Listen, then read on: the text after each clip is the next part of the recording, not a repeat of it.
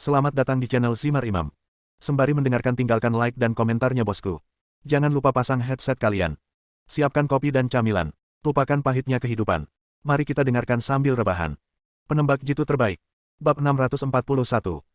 Cairan hitam yang selalu berubah akhirnya berubah menjadi rombi hitam dan berhenti. Yueling menoleh ke Lian dan berkata, "Maaf, aku membuatnya terlihat seperti ini atas inisiatifku sendiri. Kuharap akan lebih mudah bagimu untuk membawanya." Dibandingkan koper, rompi memang lebih nyaman dan mudah disembunyikan.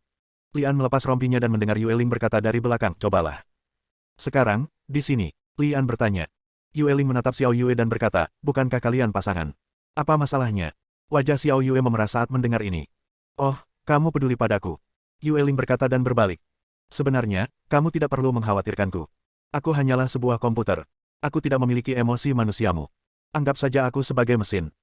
Lian memandang Xiao Yue dan kemudian ke Yueling, yang membelakanginya, berpikir bahwa dia belum pernah melihatnya sebelumnya. Lagi pula kalau tidak hanya perlu berganti rompi saja, apalagi yang bisa dilakukan. 3 kali 5 dibagi 2, Lian melepas bajunya dan mengenakan rompi. Rompi yang semula agak longgar, justru otomatis menyusup setelah dikenakan di badan, dan menempel erat di kulit. Tidak memiliki kekerasan logam sedikit pun, melainkan memiliki kelembutan seperti sutra, seolah bukan apa-apa. Ini memang merupakan logam aktif yang hanya ditemukan di luar bumi. "Bagaimana perasaanmu?" "Sangat nyaman," Lian menjawab dengan jujur. Yueling juga berbalik saat ini, dia tidak tahu kapan dia memiliki pistol di tangannya. Dia mengangkat pistolnya dan menarik pelatuknya ke arah Lian. Bah. Karena Yueling adalah sosok 3 dimensi yang dihadirkan secara virtual, Ang Li tidak peduli saat melihat senjata tambahan di tangan Yueling. Bahkan ketika suara tembakan terdengar, Lian hanyalah efek yang sengaja dibuat oleh Yueling, dan senjatanya hanyalah palsu. Oleh karena itu, Lian berdiri di sana tanpa bergerak tanpa rasa panik. Baru setelah 2 suara, dang-dang, terdengar dari dadanya, disertai rasa sakit, Lian baru menyadari bahwa pistol itu asli. "Apakah kamu gila?" Xiao Yue bereaksi lebih keras daripada Lian, bergegas ke depan dan merentangkan tangannya untuk melindungi Lian. Yueling meletakkan senjatanya, tersenyum tipis, dan tidak memberikan penjelasan apapun. Lian mengulurkan tangan dan menepuk bahu Xiao Yue dan berkata, "Aku baik-baik saja." "Bagaimana kamu bisa baik-baik saja?" Xiao Yue berbalik dan mengulurkan tangan untuk menyentuh dada Lian bolak-balik, mencoba mencari luka. "Aku baik-baik saja." Lian mengulurkan tangan dan meraih tangan kecil lembut Xiao Yue. "Apakah kamu benar-benar baik-baik saja?" Wajah Xiao Yue menjadi lebih merah. "Ahem, haruskah aku menghindarinya?" kata Yueling sambil bercanda. Lian memelototi Yueling, melepaskan tangannya dan berkata pada Xiao Yue, "Aku baik-baik saja. Apakah kamu lupa bahwa rompi ini terbuat dari logam aktif?" Xiao Yue kemudian teringat kejadian ini dan menyadari bahwa Yueling hanya ingin menguji kekuatan pertahanan rompi tersebut. "Kamu tidak akan diizinkan melakukan ini lain kali." Xiao Yue berbalik dan menatap Yueling. "Sepertinya aku benar-benar harus menghindarinya." Yueling menghilang begitu saja setelah mengatakan itu. Hanya Lian dan Xiao Yue yang tersisa di ruangan itu, dan suasana tiba-tiba menjadi sedikit canggung. Mereka tidak menjadi akrab seperti yang dibayangkan Yueling. Pada akhirnya, Lian datang ke lantai atas sendirian, sementara Xiao Yue terus tinggal di ruang penelitian untuk melakukan penelitiannya yang sepertinya tidak akan pernah jauh. Kota bawah tanah dapat memblokir semua sinyal. Begitu dia kembali ke atap, Lian menyadari getaran lemah dari cincin Wuzong dan mengetahui bahwa seseorang sedang menghubunginya. Kembali ke kamar, menutup pintu, Lian mengulurkan tangan dan menyentuh cincin itu dengan ringan. Kepala orang buta hitam itu muncul di udara dan dia berkata, "Jika Anda memiliki misi, datanglah ke loteng untuk menemui saya." Loteng mengacu pada rumah yang disewa Ang Li dari Grace. Itu juga merupakan tempat dia dan Heixiazi sepakat untuk bertemu. Setelah menyapa saudara-saudaranya, Lian meninggalkan koran Sanling sendirian dan menuju ke loteng. Melewati lantai di bawah loteng, Lian menemukan bahwa pemandangan di dalamnya seperti biasa, tetapi ada sedikit debu lagi, yang menunjukkan bahwa tidak ada seorang pun yang pernah ke sini akhir-akhir ini. Lian tidak tahu kemana perginya Grace. Dia hanya berharap Grace akan selamat dan sehat. Begitu dia memasuki loteng, Lian merasakan angin kencang datang dari belakang. Mengetahui bahwa orang buta itu sedang mengujinya, dia berbalik dan menghadapnya dengan telapak tangan. Bang! Lian terlempar ke belakang beberapa langkah dan jatuh ke tempat tidur. Orang buta itu berdiri di sana tanpa bergerak, tetapi alisnya sedikit berkerut, dan dia berteriak dengan terkejut, "Ki tingkat keempat. Saya tidak menyangka bahwa Anda akan menerobos lagi dalam waktu sesingkat itu. Sungguh jenius." Lian bertepuk tangan, berdiri dan bertanya, "Anda meminta saya ke sini bukan hanya untuk menguji tingkat kultivasi saya saat ini, bukan?" "Tentu saja tidak." Orang buta itu menggelengkan kepalanya. Meskipun dia penasaran bagaimana Lian mencapai terobosan lain dalam waktu singkat, dia tidak bertanya lebih jauh. "Kami punya misi, lihat sendiri." Lian sudah menebak bahwa ada misi, jadi dia mengulurkan tangan dan menyentuh cincin itu dengan ringan. Sinar cahaya keluar dari ring dan mengembun menjadi rumput aneh di udara. Lian belum pernah melihat rumput seperti ini sebelumnya. Seluruhnya berwarna merah menyala, seperti ular spiritual yang berputar-putar, tetapi batangnya bercabang menjadi 2 cabang seperti karang, membuatnya tampak seperti kepala naga. Sebaris pengantar teks kecil muncul di sebelahnya. Rumput naga api dapat menghasilkan buah naga api, yang merupakan suatu keharusan untuk menyempurnakan pil naga api. Tugasnya adalah mencari dan mendapatkan rumput naga api. Hadiah, 1 ramuan sejati dan 10 poin bonus. Mata Lian berbinar. Dia sudah lama mendengar orang buta hitam menyebutkan pil jiwa sejati. Itu adalah pil yang dapat meningkatkan kultivasi seseorang. Efeknya jauh lebih unggul daripada pil pemelihara ki dan pil pemecah level biasa, sangat berguna bagi orang-orang di bawah level ahli bela diri. Cukup minum 1 pil dan Anda dapat menaiki tangga dan meningkatkan tingkat kultivasi Anda. Belum lagi 10 poin, itu wajib dimiliki untuk bertukar barang di Wuzong. Orang buta hitam berkata dari samping, rumput naga api ada di Pulau Naga Api.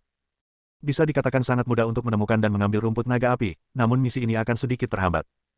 Oleh karena itu, misi ini adalah misi kooperatif, dan akan ada 3 orang yang ikut bersama Anda. Hadiah misi tidak akan berkurang karena ada lebih banyak orang, kan? Lian bertanya dengan cemas, takut akan lebih banyak orang yang membagi hadiahnya. Orang buta hitam itu menggelengkan kepalanya dan menjawab, kamu tidak perlu khawatir tentang ini. Apa yang tertulis di atas adalah pahala yang akan didapat setiap orang. Setelah jeda sebentar, orang buta berkulit hitam itu menyerahkan sebuah catatan. Bertemu di tempat ini pada jam 12 malam. Lian melihatnya dan menemukan bahwa alamatnya ada di gedung pencakar langit di pusat kota, tidak terlalu jauh dari sini. Apakah ada hal lain yang ingin kamu jelaskan? Lian bertanya. Tidakkah kamu menyadari bahwa tidak ada hukuman jika gagal dalam misi ini? Tanya Black Blind Man. Ini yang ingin aku ketahui juga, kenapa? Lian bertanya dengan rasa ingin tahu. Orang buta hitam itu berkata dengan ekspresi tegas, sudah kubilang, memetik rumput naga api tidak berbahaya. Bahaya sebenarnya adalah musuh yang akan kamu temui. Setelah jeda, orang buta hitam itu berkhotbah lagi dengan nada serius. Hati-hati, selama kamu bisa hidup kembali dari misi ini. Bab 642. Wajah Lian sedikit menegang. Tak sulit mendengar dari perkataan Heixiazi bahwa hasil misi tidak penting, yang penting musuh yang harus mereka hadapi selama misi. Terus terang, misi sebenarnya adalah menghadapi musuh yang akan mereka temui. Setelah berpisah dari Heixiazi, Lian langsung menuju pasar gelap. Ang Li memiliki senjata dan perlengkapan yang relatif lengkap dan tidak perlu mengisinya kembali. Secara relatif, senjata yang dikembangkan di ruang bawah tanah lebih baik daripada senjata di pasar gelap dan lebih cocok untuk pengaturan medan perang di masa depan. Ali adalah seorang mekanik. Sejak dia mengetahui bahwa ada juga penelitian senjata di ruang bawah tanah, dia mendesak Lian untuk melamar Xiao Yue untuk bergabung. Ketika Lian membuka mulutnya, Xiao Yue tentu saja tidak akan menolak. Setelah itu, Ali tinggal di ruang bawah tanah untuk penelitian seperti Xiao Yue dan tidak pernah keluar. Hal ini membuat Lian sedikit khawatir. Dia tidak keberatan mereka berdua melakukan penelitian sendiri, tapi dia merasa mereka berdua terlalu gila. Mereka akan pergi tanpa makan, minum atau tidur demi penelitian cepat atau lambat akan runtuh. Terutama Xiao Yue, yang jelas-jelas kehilangan banyak berat badan saat terakhir kali mereka bertemu. Untuk alasan ini, Lian harus mencapai kesepakatan yang baik dengan Xiao Yue, yaitu dia harus meninggalkan penjara bawah tanah untuk istirahat 1 hari setiap minggu. Xiao Yue tidak setuju pada awalnya, percaya bahwa penelitian tidak dapat dihentikan di tengah jalan, jika tidak, semua upaya sebelumnya akan sia-sia. Atas desakan Lian, Xiao Yue akhirnya harus menyetujui perjanjian tersebut. Ketika dia datang ke pasar gelap, Lian langsung pergi ke toko obat. Tujuan utama datang ke pasar gelap kali ini adalah untuk membeli obat mujarab. Bukan pil yang digunakan untuk menambah kekuatan, melainkan pil yang digunakan untuk menyelamatkan nyawa, seperti pil penyembuhan. Setelah berkeliling apotek, Lian dengan cepat menemukan pria yang pernah bekerja dengannya beberapa kali sebelumnya. Setelah menjelaskan tujuannya, pelayan segera membawa Lian ke ruang VIP, lalu datang dengan membawa 3 kotak giok di tangannya. Membuka kotak pertama, ada pil merah seukuran ibu jari tergeletak dengan tenang di dalamnya. Ketika Lian melihat penampakannya dan mencium wangi obatnya, dia berseru, apakah ini pil penyembuh? Ketika Lian terluka terakhir kali ketika dia membunuh sang jenderal, orang buta hitam mengeluarkan pil seperti itu, tetapi setelah meminum hanya setengahnya, lukanya pada dasarnya telah sembuh. Petugas itu berkata sambil tersenyum, tepatnya, ini adalah pil yang memperpanjang hidup.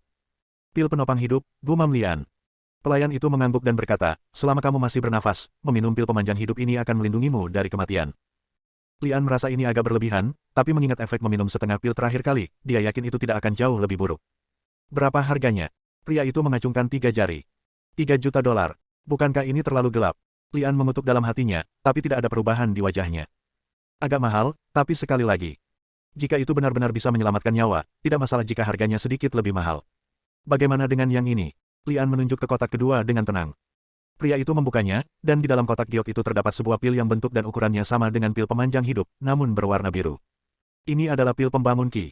Pil ini dapat memulihkan keterampilanmu yang hilang dalam waktu singkat. Ini adalah obat penting dalam pertempuran. Pria itu memperkenalkan. Dalam pertempuran, konsumsi energi sejati sangatlah serius. Jika energi sejati yang dikonsumsi dapat diisi ulang dalam waktu singkat, niscaya akan mendapat keuntungan yang sangat penting. Obat mujarab ini juga sangat berguna bagi Lian, tapi dia masih melihat kotak ketiga tanpa ekspresi. Melihat Lian tidak terlalu tertarik dengan 2 kotak pertama, petugas khawatir dia tidak bisa membuat kesepakatan, jadi dia buru-buru membuka kotak ketiga. Berbaring di dalam kotak giok adalah ramuan hitam, yang bentuknya sedikit lebih besar. Yang ini jauh lebih kuat. Namanya pil Tiger Leopard. Pria itu memperkenalkan. Bagaimana pil Par? Lian mengerutkan kening ketika mendengar nama itu, dia tidak tahu ahli mana yang memberi nama itu. Apa fungsinya? Tanya Lian. Pria itu terkekeh dan berkata dengan agak misterius, jika kamu bertemu dengan seorang master yang lebih kuat darimu, kamu dapat meminum pil macan tutul ini untuk memastikan bahwa kamu menghancurkan lawan dalam sekejap. Mata Lian bersinar terang, dan dia sudah mengetahui fungsi pil ini. Kebanyakan dari mereka mirip dengan stimulan, yang dapat secara instan merangsang potensi tubuh manusia, sehingga mencapai tujuan peningkatan kekuatan secara tiba-tiba. Pil seperti itu mungkin memiliki efek samping, kan? Lian bertanya. Senyuman di wajah pelayan itu sedikit memudar, dan dia terbatuk ringan sebelum menjawab dengan jujur, benar. Meskipun pil macan tutul ini dapat merangsang tubuh dalam waktu singkat dan menggandakan tingkat kultivasi Anda, namun hanya dapat bertahan selama 3 menit. Setelah 3 menit, Anda akan mengalami kehilangan kultivasi sepenuhnya, dan kondisi ini akan berlangsung selama seminggu. Petik 2. Lian mengerutkan kening lagi. Tiger Leopard Pil sudah pasti menjadi senjata untuk membunuh musuh di medan pertempuran, apalagi saat menghadapi lawan yang kekuatannya jauh lebih tinggi dari dirinya. Hanya saja gejala sisa yang ditimbulkannya agak terlalu besar. Jika ada musuh lain setelah 3 menit, salah satu dari mereka saja yang bisa muncul dan membunuhmu. Setelah memikirkannya, Lian memutuskan untuk meminum ketiga pil itu bersama-sama, untuk berjaga-jaga. Berapa total harga ketiga pil itu? Lian bertanya. Begitu pelayan mendengar bahwa Lian menginginkan ketiga ramuan itu, wajahnya menjadi bahagia lagi dan dia mengulurkan jarinya. 10 juta dolar. Sejujurnya, pil penopang hidup saja harganya 3 juta. Petugas memperkenalkan pil penopang hidup terlebih dahulu, baru kemudian memperkenalkan 2 pil lainnya. Namun, 10 juta masih terlalu tinggi bagi Ang Li. Ku bilang, aku juga pelanggan lama di sini, tidak bisakah kamu membunuhku seperti domba gemuk? Pil pemanjang hidup hanya itu, ia memiliki kemampuan untuk memperpanjang umur. Apa 2 lainnya? Itu hanya pengisian ulang vitalitas jangka pendek dan obat-obatan yang mirip dengan stimulan. Mengapa harganya mahal? Jika Anda melakukan ini, saya tidak akan pernah mengunjungi toko Anda lagi. Bagaimanapun, apotek Anda bukan satu-satunya di pasar gelap. Lian segera mulai menawar, setiap sen yang bisa dia hemat tidak sia-sia. Tuan, Anda tidak bisa mengatakan itu. Bahan dari pil pembangun ki dan pil harimau dan macan tutul ini sangat berharga, dan kesulitan untuk memurnikannya tidak kalah dengan pil pemanjang kehidupan. Secara alami, bahan-bahan tersebut bernilai harganya. Ayo, tolong beri saya harga sebenarnya, kalau tidak saya akan pergi ke toko lain untuk memeriksanya. Setelah beberapa kali tawar-menawar, Lian akhirnya mendapatkan 3 pil seharga 8 juta, dan juga menerima sebotol pil pemberi nutrisi ki sebagai hadiah. Setelah meninggalkan pasar gelap, Lian kembali ke surat kabar Sanling, terutama untuk menyapa saudara-saudaranya, mengambil senjata dan perlengkapan, dan makan enak. Pada pukul 12 malam, Lian tiba di atap gedung pencakar langit tepat waktu dengan semua perlengkapannya. Ada helikopter pribadi yang diparkir di rooftop. Selain pilotnya, 3 anggota Wuzong yang bekerja sama sudah tiba di sini lebih dulu. Mereka bertiga adalah seorang wanita berbaju merah, seorang pria berbaju hitam, dan seorang paman berminyak berjas yang sama sekali tidak terlihat seperti seorang praktisi seni bela diri. Melihat mereka bertiga, Lian sedikit mengernyit. Apakah dia berpakaian seperti ini untuk menjalankan misi?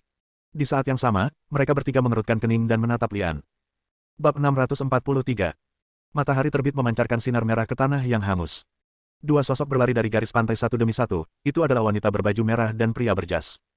Pria berjas itu memiliki ekspresi gelap di wajahnya, dan dia membenci Lian di dalam hatinya. Wanita berbaju merah juga tidak terlihat baik. Semua orang mengira Lian adalah orang lemah yang bisa diintimidasi oleh siapapun, tapi dia ditipu bahkan sebelum dia sampai ke darat. Tidak ada yang menyangka Lian akan menjadi orang pertama yang mengetahui keberadaan musuh, apalagi pria berbaju hitam akan mati begitu saja. Mengapa pulau ini memiliki pertahanan yang kuat? Benar-benar tidak terduga. Setelah 1 atau 200 meter dari garis pantai, pria berjas itu berhenti sejenak, berhenti dan berkata kepada wanita berbaju merah, ayo kita berpisah. Jika kamu menemukan rumput naga api, jangan lakukan itu sendiri terlebih dahulu. Petik 2. Kelopak mata wanita berbaju merah itu sedikit gelap, dan dia merasa sedikit tidak senang, tapi dia takut dengan kekuatan lawannya dan dengan enggan mengangguk. Pria berjas itu tidak banyak bicara, menemukan arah dan berlari menuju ke dalaman pulau. Wanita berbaju merah berjalan ke arah lain. Saat keduanya pergi, sesosok tubuh muncul dari balik batu hitam. Itu adalah Lian yang bersembunyi di sini. Mata Lian berputar bola-balik ke arah mereka berdua pergi, lalu dia mengejar ke arah wanita berbaju merah. Secara relatif, wanita berbaju merah tidak terlalu sering menindas Lian, dan wanita berbaju merah dapat dengan mudah menarik musuh, jadi Lian berencana untuk mengikuti di belakang dan membantu. Adapun pria berjas, biarkan dia mati. Lian telah memutuskan untuk mengacaukan rumput naga api, selama dia bisa menyelamatkan nyawanya dalam misi ini. Benar saja, wanita berbaju merah itu ditemukan oleh beberapa tentara yang mengintai karena pakaiannya yang terlihat setelah berjalan beberapa ratus meter. Meskipun wanita berbaju merah memiliki tingkat budidaya ki tingkat kelima, dia masih tabu untuk diserang oleh senjata api panas. Dia terpaksa terpojok dan tidak berani keluar. Situasinya sangat tidak menguntungkan bagi wanita berbaju merah. Hanya ada sedikit musuh di depannya, tetapi lebih banyak musuh akan segera datang. Pop! Wanita berbaju merah baru saja menjulurkan kepalanya untuk melihat-lihat, mencoba mencari kesempatan untuk membunuh musuh yang jaraknya puluhan meter. Dua peluru menghantam dinding batu, dan serpihan batu tajam menggores wajahnya segera menyusut kembali. Wow! Wanita berbaju merah bersembunyi di balik batu dan tidak dapat melihat apapun, tetapi dia mendengar suara puing-puing batu yang berguling-guling akibat larinya orang-orang dari sisi berlawanan, dan mengetahui bahwa musuh sedang mengambil langkah selanjutnya. Seorang tentara yang membawa peluncur roket berlari keluar dari belakang bunker. Setelah bergerak lebih dari 10 meter, dia berlutut di tanah dan mengarahkan ke tempat persembunyian wanita berbaju merah. Indra keenam membuat wanita berbaju merah menyadari ada yang tidak beres. Saat tentara itu menembakkan roket, wanita berbaju merah itu melompat keluar dengan putus asa. Suara mendesing. Dengan suara yang keras, puing-puing batu berterbangan kemana-mana, dan tempat perlindungan wanita berbaju merah telah berubah menjadi lubang. Jika dia tidak melompat keluar terlebih dahulu, mungkin tidak akan ada tulang yang tersisa sekarang. Papa. Tembakan terdengar dan tentara lainnya menembak wanita berbaju merah itu. Wanita berbaju merah itu tergeletak di tanah, dan hanya bisa menghindari peluru dengan berguling seperti keledai malas. Krisis terselesaikan hanya ketika tubuhnya jatuh ke dalam selokan yang dangkal. Bajingan. Wanita berbaju merah itu mengutuk dalam hati. Alasan utamanya adalah jarak antara kedua belah pihak terlalu jauh. Jika jaraknya bisa diperpendek menjadi 20 atau 30 meter, dengan tingkat budidayanya, dia bisa membunuh prajurit itu dengan beberapa batu. Ini sangat memalukan sekarang. Dengan senjata termal di tangan mereka, musuh benar-benar berada di atas angin, dan tertawa terbahak-bahak dari waktu ke waktu. Itu benar-benar mentalitas kucing dan tikus. Prajurit yang membawa peluncur roket telah memuat bomnya lagi dan membidik lagi ke lokasi wanita berbaju merah. Pada saat ini, jika wanita berbaju merah berdiri, dia akan ditembak mati oleh aliran peluru. Jika dia terbaring tak bergerak, dia akan hancur berkeping-keping saat roket menghantam. Apapun pilihan yang Anda ambil, itu jalan buntu. Dia mengepalkan tangannya dengan enggan. Pada saat ini, terdengar suara pop yang lembut. Sebelum prajurit yang membawa peluncur roket sempat menarik pelatuknya, dia menundukkan kepalanya ke belakang dan terjatuh ke belakang, darah mengucur dari lubang di kepalanya. Selang kurang dari 1 detik, salah satu tentara bersenjatakan senapan mesin ditembak mati dengan cara yang sama. Ketika tentara yang membawa peluncur roket meninggal, wanita berbaju merah tidak menyadari apapun. Baru setelah penembak mesin terbunuh dan daya tembaknya turun tajam, wanita berbaju merah menyadari bahwa situasinya telah berubah. Namun, wanita berbaju merah itu tidak bangun gegabah, karena khawatir ini hanyalah jebakan yang dibuat oleh musuh. Engah. Setelah musuh ketiga terbunuh, seseorang mulai berteriak. Itu penembak jitu, berlindung. Penembak jitu. Entah kenapa, wanita berbaju merah secara naluriah membayangkan Lian di benaknya. Dia menoleh ke belakang, tapi sama sekali tidak bisa melihat di mana Lian berada. Ketika dia berbalik dan melihat ke arah musuh, dia melihat mayat-mayat di tanah. Baru pada saat itulah dia benar-benar yakin bahwa ada penembak jitu yang diam-diam membantunya. Kepercayaan dirinya tiba-tiba kembali, dan wanita berbaju merah itu melompat keluar dari parit dangkal dan berlari menuju perkemahan musuh. Jarak puluhan meter, bagi Master Alam Zenki tingkat kelima, berlari dengan seluruh kekuatannya hanya dapat dilakukan dalam sekejap mata. Sesosok berwarna merah melompat ke dalam parit musuh, diikuti dengan teriakan, darah berceceran di mana-mana, dan prajurit yang tersisa mati mengenaskan seolah-olah mereka diserang oleh binatang buas. Wanita berbaju merah itu berlumuran banyak darah, membuatnya tampak seperti Shuro pendendam, penuh aura jahat. Merasakan seseorang mendekat, wanita berbaju merah itu melompat dari parit dan meraih bayangan hitam di seberang dengan tangannya seperti cakar yang tajam. Bayangan hitam itu tak lain adalah Ang Li yang memegang senapan sniper. Melihat wanita berbaju merah menyerangnya, Lian melangkah pelan dan menghindarinya dengan pelan, sambil berteriak, inikah caramu membalas kebaikan karena menyelamatkan hidupmu? Mendengar suara Lian, wanita berbaju merah berhenti menyerang, menjulurkan lidahnya dan menjilat darah di ujung jarinya, dan berkata dengan ekspresi menggoda di wajahnya, kalau begitu, apakah aku harus berkomitmen padamu? Lian memutar matanya, tidak ingin membuang waktu dengan wanita berbaju merah, jadi dia melompat ke parit dan memeriksa mayatnya. Tentara Amerika. Lian mengerutkan kening dan menentukan identitas orang-orang ini dari tanda identitas yang tergantung di leher almarhum. Bagaimana para prajurit ini bisa sampai ke tempat yang damai ini? Wanita berbaju merah muncul di belakang Lian dan bertanya. Bagaimana menurutmu? Lian bertanya. Ini untuk rumput naga api. Seru wanita berbaju merah. Lian tidak menjawab, tapi jawabannya sangat jelas. Jika kamu tidak ingin menjadi sasaran serangan seperti tadi, gantilah pakaianmu. Lian mengingatkan. Pakaian para prajurit sangat mirip dengan warna tanah pulau, sehingga mudah disembunyikan. Wanita berbaju merah melepas beberapa pakaian dari mayat. Dia tidak lagi centil seperti sebelumnya, dan berteriak kepada Lian, berbalik. Bab 644. Lembah Tengah Pulau Naga Api. Bri, yang mengenakan rompi anti peluru, berdiri di samping Liu Pingping yang botak.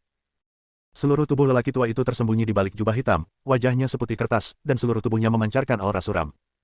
Bri, yang tidak memiliki dasar dalam seni bela diri, mau tidak mau mundur 2 langkah. Semakin dekat dia dengan lelaki tua itu, semakin dia merasakan tekanan kuat yang membuatnya tidak bisa bernapas.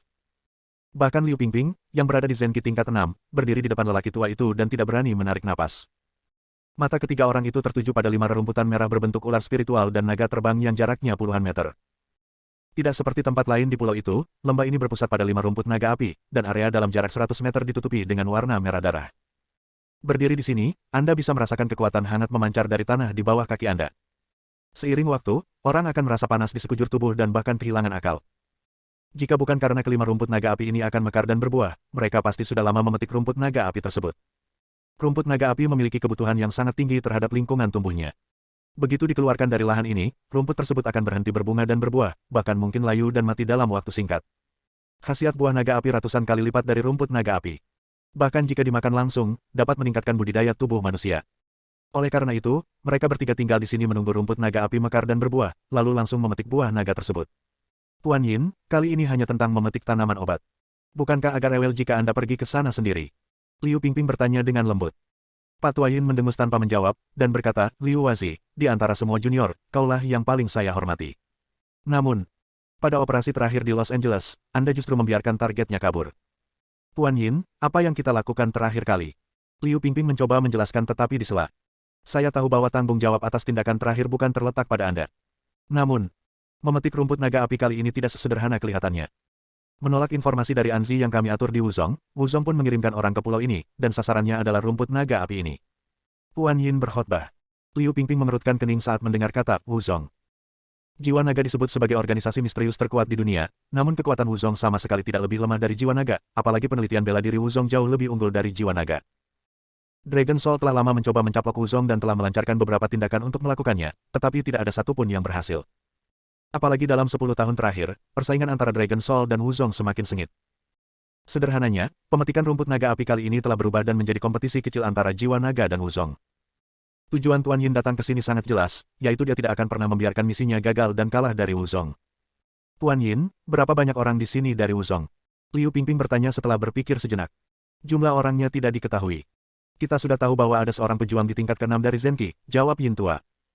Tuan Yin, jika itu hanya Ki tingkat ke-6, saya seharusnya bisa mengatasinya.